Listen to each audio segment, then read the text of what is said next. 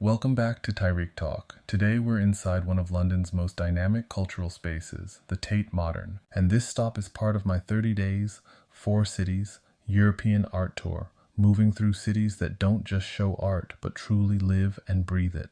Walking into the Tate Modern, there's always this shift from the noise of the city into something more reflective. The building itself, a former power station, carries this industrial presence, but inside, it opens into spaces where light, sound, and image take over. And it's within this environment that the work of Nalini Malani becomes especially powerful. Nalini Malani is known for creating immersive, multi-layered installations that combine video, painting, mythology, and sound. Her work often draws from ancient stories, but she reinterprets them through a contemporary lens, bringing in themes of violence, displacement, gender, and memory. One of her most striking approaches is her use of rotating translucent cylinders, painted with expressive, almost dreamlike figures. As these cylinders turn, projected light casts moving shadows across the walls, creating an environment that feels alive, constantly shifting, never fixed. You're not just looking at the work, you're inside it. Figures appear and disappear, narratives overlap, there's no single focal point. Instead, you're surrounded by fragments of stories, some familiar, some abstract, all unfolding at once.